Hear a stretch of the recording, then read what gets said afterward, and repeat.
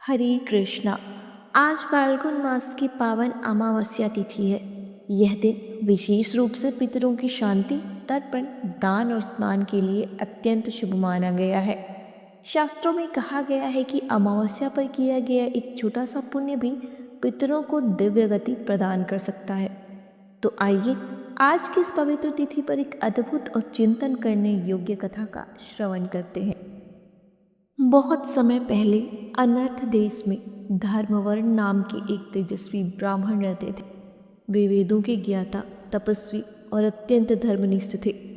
एक बार वे पुष्कर क्षेत्र में चल रहे एक महायज्ञ में सम्मिलित होने पहुंचे। वहां महात्मा ऋषि कलयुग की विशेषता का वर्णन कर रहे थे। वे कह रहे थे, सतयुग में जो पुण्य 1 वर्ष में मिलता था, त्रेता में वही 1 मास में और द्वापर में 15 दिनों में मिल जाता था। लेकिन कलि युग में तो केवल भगवान विष्णु का स्मरण भरकर लेने से ही उसे 10 गुना अधिक पुण्य प्राप्त हो जाता है। यह सुनकर देवर्षि नारद आनंद से झूम उठे। उन्होंने कहा, आपकी बात सत्य है, परंतु कलयुग में 2 बातें अत्यंत कठिन है। पहली, इंद्रियों का संयम और दूसरी, वाणी पर नियंत्रण। जो इन दोनों को साध ले वह स्वयं नारायण के समान हो जाता है। इन वचनों को सुनकर धर्मवर्ण के मन में वैराग्य जाग उठा।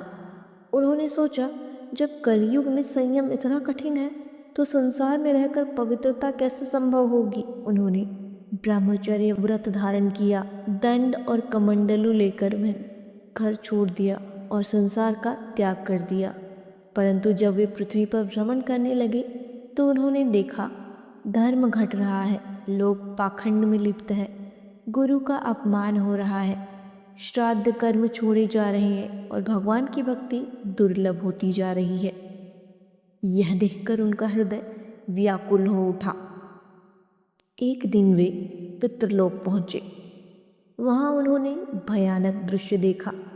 उनके पितर अंधकूप में गिरकर अत्यंत कष्ट भोग रहे थे। वे रो रहे थे, सहायता के लिए पुकार रहे थे। धर्मवर्ण ने करुणा से पूछा, आप कौन हैं? यह दारुण अवस्था क्यों? पितरों ने उत्तर दिया, हम तुम्हारे ही वंश के पितर हैं। पृथ्वी पर हमारी कोई संतान शेष नहीं है जो हमारा श्राद्ध और पिंडदान कर सके। संतान के अभाव में हमें यह कष्ट भोगना पड़ रहा है।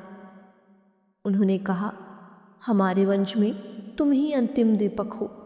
यदि तुमने गृहस्थ धर्म स्वीकार न किया तो हमारा वंश समाप्त हो जाएगा और हम सदा के लिए अंधकार में डूब जाएंगे।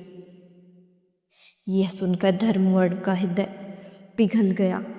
उन्होंने हाथ जोड़कर कहा, मैं ही वह धर्मवर्ण हूँ। मैंने वैराग्य धारण कर लिया था, परंतु अब आपकी आज्ञा का पालन करूँगा। कृपया मार्ग बताइए। पितरों ने कहा, जो व्यक्ति भगवान विष्णु की कथा सुनता है, श्रीहरि का स्मरण करता है, तुलसी और शालिग्राम की सेवा करता है, उसे कलयुग बाधा नहीं पहुंचाता।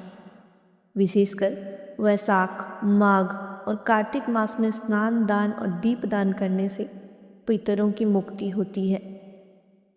और अमावस्या के दिन जल से भरा हुआ कुंभदान, पिंडदान और श्राद्ध करने से अक्षय फल प्राप्त होता है।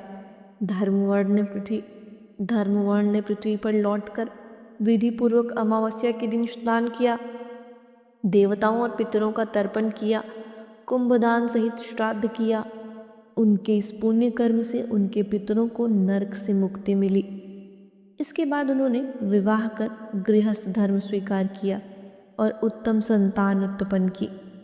इस प्रकार उन्होंने अपने कुल और पितरों का उद्धार किया और तभी से यह अमावस्या तिथि पापनाशिनी और मोक्षदायिनी मानी जाने लगी। तो भक्तों, अमावस्या केवल एक तिथि नहीं है, ये हमारे पूर्वजों के प्रति कृतज्ञता व्यक्त करने का अवसर है। ये हमें याद दिलाती है कि हमारा जीवन केवल हमारा नहीं, बल्कि हमारे कुल, हमारे संस्कार और हमारी परंपरा का विस्तार है। इसलिए आज के दिन श्रद्धा से स्नान, तर्पण, दान और भगवान का स्मरण अवश्य करें। हरे कृष्णा। आप देख रहे हैं आस्था, श्रद्धा और भक्ति। ऐसे ही पवित्र कथाओं और व्रतों की जानकारी के लिए हमारे साथ जुड़े रहें। वीडियो को लाइक करें, शेयर करें और चैनल को सब्सक्राइब करना ना भूलें। जय श्री हरि।